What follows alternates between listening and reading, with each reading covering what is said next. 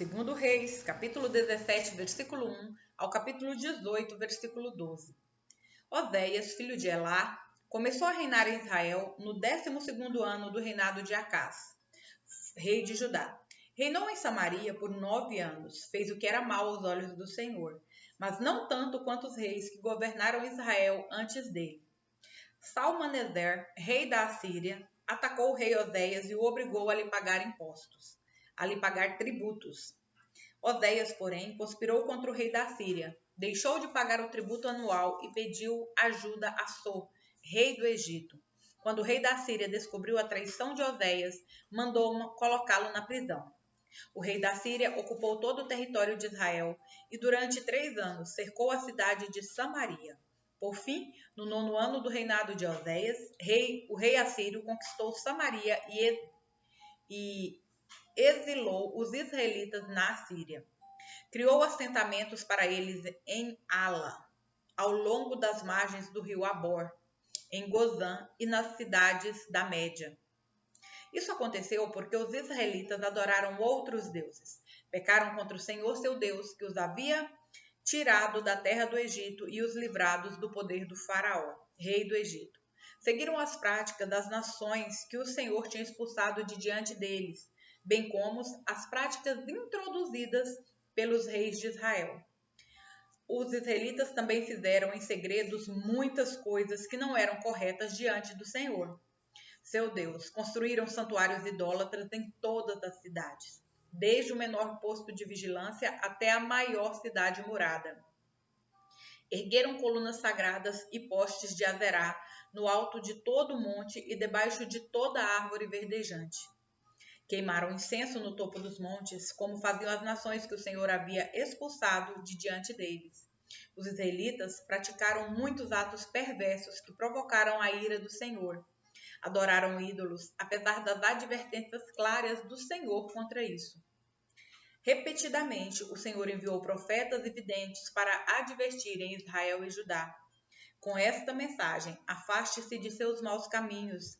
Obedeçam a meus mandamentos e decretos, a toda a lei que ordenei a seus antepassados e que lhes entreguei por meio de meus servos, os profetas. Mas os israelitas se recusaram a ouvir. Foram tão teimosos quanto seus antepassados que não quiseram crer no Senhor seu Deus. Rejeitaram seus decretos e a aliança que ele havia feito com seus antepassados e desprezaram todas as suas advertências. Adoraram ídolos inúteis, de modo que eles próprios se tornaram inúteis.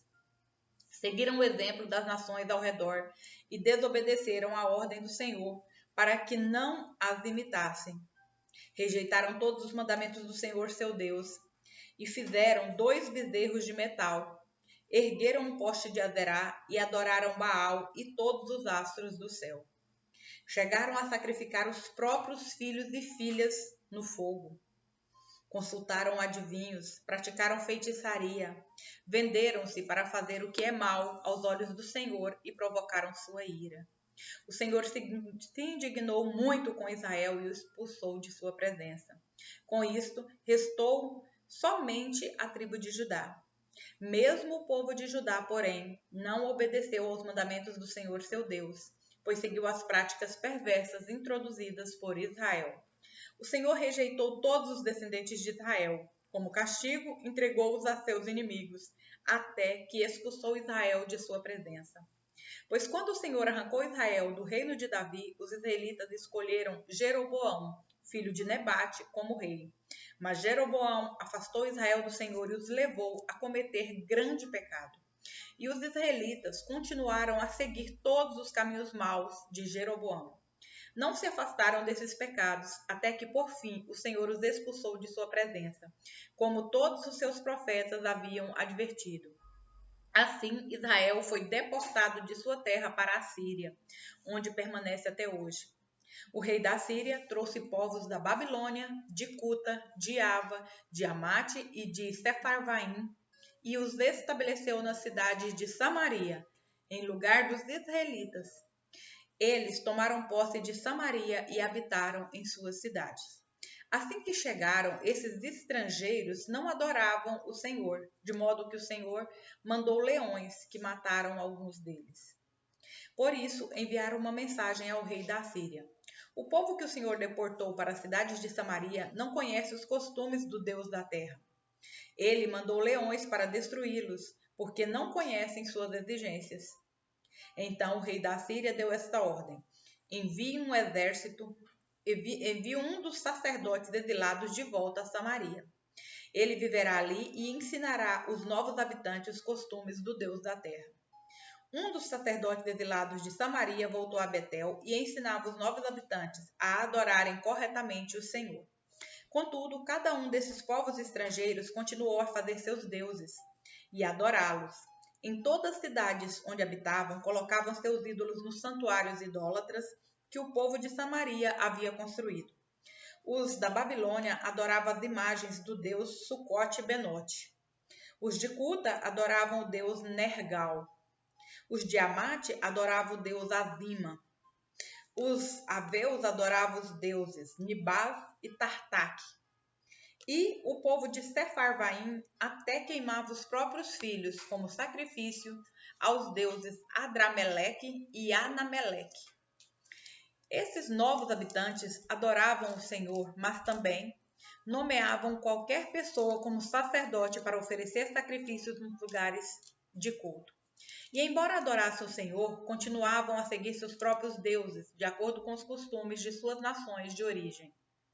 Até hoje, continuam com suas antigas práticas, em vez de adorar verdadeiramente o Senhor e obedecer aos decretos, estatutos, leis e mandamentos que o Senhor deu aos descendentes de Jacó, cujo nome ele mudou para Israel. Pois o Senhor havia feito uma aliança com eles e ordenado: não adore outros deuses, nem se prostrem diante deles, não sirvam, nem lhes façam sacrifícios, nem lhes ofereçam sacrifícios. Adore somente o Senhor, que os tirou do Egito, com grande força e com braço poderoso. Curvem-se somente diante dele e ofereçam sacrifícios a ele somente. Tomem sempre o cuidado de obedecer aos decretos, estatutos, leis e mandamentos que ele lhes prescreveu. Não adorem outros deuses. Não se esqueça da aliança que fiz com vocês e não adorem outros deuses. Adorem somente o Senhor, seu Deus. Ele os livrará de todos os seus inimigos. Mas o povo se recusou a ouvir e continuou com suas antigas práticas. Assim, embora os novos habitantes adorassem o Senhor, também adoravam seus ídolos. E até hoje seus descendentes fazem a mesma coisa. Ezequias, filho de Acás, começou a reinar em Judá no 3º ano do reinado de Oséias, filho de Elá, rei de Israel. Tinha 25 anos quando começou a reinar e reinou em Jerusalém por 29 anos. Sua mãe se chamava Abi e era filha de Zacarias. Ezequias fez o que era certo aos olhos do Senhor, como seu antepassado Davi. Removeu os santuários idólatras, quebrou as colunas sagradas e derrubou os postes de Azerá. Despedaçou a serpente de bronze que Moisés havia feito, pois os israelitas queimavam incenso para ela. A serpente de bronze se chamava Neustã. Ezequias confiava no Senhor, o Deus de Israel. Não houve ninguém como ele entre todos os reis de Judá, nem antes nem depois. Ezequias se apegou ao Senhor e não se afastou dele, e teve o cuidado de obedecer a todos os mandamentos que o Senhor tinha ordenado por meio de Moisés. Assim, o Senhor estava com Ezequias, e ele era bem-sucedido em tudo o que fazia. Rebelou-se contra o rei da Síria e não lhe pagou tributo. Derrotou os filisteus até Gaza e seu território, desde o menor posto de vigilância até a maior cidade fortificada. No 4º ano do reinado de Ezequias, o 7º ano do reinado de Oséias, filho de Elá, rei de Israel, Salmaneser, rei da Síria, atacou a cidade de Samaria e a cercou. 3 anos depois, no 6º ano do reinado de Ezequias e no 9º ano do reinado de Oséias, rei de Israel, Samaria foi conquistada. O rei assírio deportou os israelitas para a Síria e os colocou em assentamentos em Ala, ao longo das margens do rio Abor, em Gozã e nas cidades da Média. Isso aconteceu porque eles não ouviram nem obedeceram ao Senhor seu Deus. Em vez disso, violaram sua aliança, todas as leis das quais Moisés, servo do Senhor, havia ordenado que obedecessem. Atos, capítulo 20, versículos 1 ao 38. Passado o tumulto, Paulo mandou chamar os discípulos e os encorajou. Então se despediu e partiu para a Macedônia. Enquanto estava lá, encorajou os discípulos de todas as cidades por onde passou. Em seguida, desceu à Grécia, por onde ficou por 3 meses. Quando se preparava para navegar de volta à Assíria, descobriu que alguns judeus conspiravam contra sua vida e decidiu voltar pela Macedônia.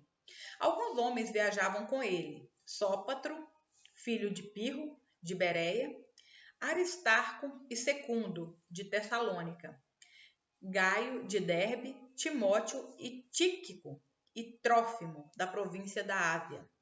Eles foram adiante e esperaram por nós em Troade. Terminada a festa dos pães sem fermentos, embarcaram no navio em Filipos e 5 dias depois nos reencontramos em Troade, onde ficamos uma semana. No primeiro dia da semana, nos reunimos com os irmãos de lá para o partir do pão. Paulo começou a falar ao povo e, como pretendia embarcar no dia seguinte, continuou até a meia-noite. A sala no andar superior onde estávamos reunidos era iluminada por muitas lamparinas. O discurso de Paulo se estendeu por horas, e um jovem chamado Eutico, que estava sentado no parapeito da janela, ficou muito sonolento. Por fim, adormeceu profundamente, caiu de uma altura de 3 andares e morreu. Paulo desceu, inclinou-se sobre o jovem e o abraçou. Não se desesperem, disse ele. O rapaz está vivo. Então todos subiram novamente, partiram o pão e comeram juntos. Paulo continuou a lhes falar até o amanhecer e depois partiu. Enquanto isso, o jovem foi levado para casa, vivo, e todos sentiram grande alívio. Paulo foi por terra até Assos, onde havia definido que devíamos esperar por ele enquanto nós fomos de navio. Encontrou-se conosco em Assos e navegamos juntos até Mitilene. No dia seguinte, passamos em frente à ilha de Quios. No outro dia, atravessamos para a ilha de Samos e um dia depois chegamos a Mileto. Paulo havia decidido não aportar em Éfeso, pois não queria passar mais tempo na província da Ásia. Tinha pressa de chegar a Jerusalém, se possível para a festa de Pentecostes. Por isso, em Mileto, mandou chamar os presbíteros da igreja de Éfeso. Quando chegaram, ele lhes disse: Vocês sabem que desde o dia em que pisei na província da Ásia até agora, fiz o trabalho do Senhor humildemente e com muitas lágrimas. Suportei as provações decorrentes das intrigas dos judeus, e jamais deixei de dizer a vocês o que precisavam ouvir, seja publicamente, seja em seus lares. Anunciei uma única mensagem, tanto para judeus como para gregos.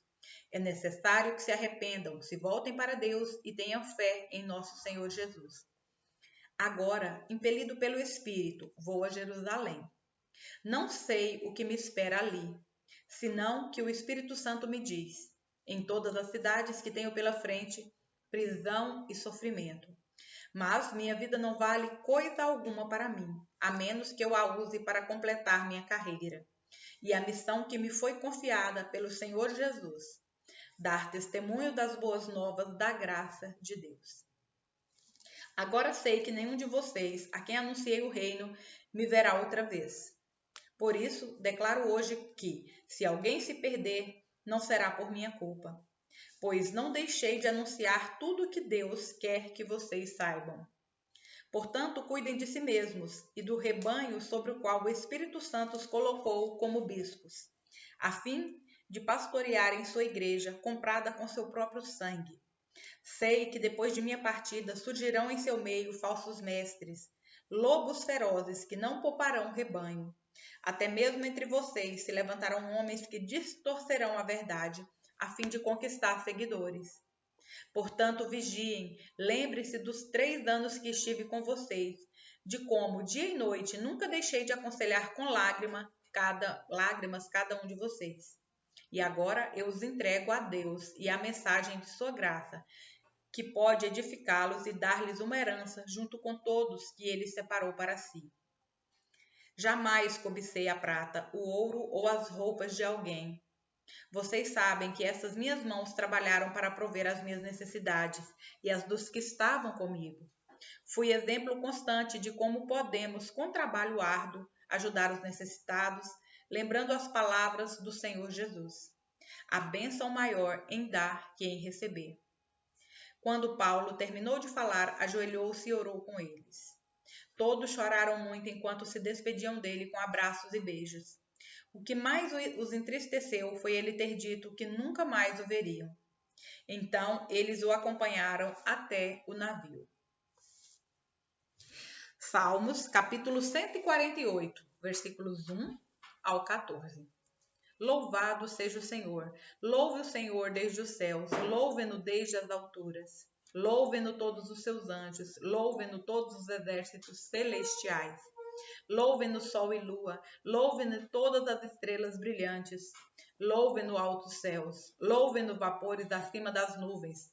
Todas as coisas criadas louvem o nome do Senhor, pois ele ordenou e elas vieram a existir. Ele as pôs em seu lugar para todo sempre. Seu decreto jamais será revogado. Louve o Senhor desde a terra, vocês criaturas das profundezas do oceano. Fogo e granizo, neve e nuvens, ventos tempestuosos que lhe obedecem, montanhas e colinas, árvores frutíferas e cedros, animais selvagens e domésticos, seres que rastejam e os que voam, reis da terra e todos os povos, governantes e juízes da terra, rapazes e moças, idosos e crianças. Louvem todos o nome do Senhor, pois exaltado é seu nome. Sua glória está acima da terra e dos céus. Ele deu força a seu povo e honra a seus fiéis, o povo de Israel que lhe é chegado. Louvado seja o Senhor. Provérbios, capítulo 18, versículos 6 ao 7. As palavras do tolo o envolvem em brigas. Ele pede para receber uma surra. A boca do tolo é sua ruína. Ele cai na armadilha dos próprios lábios.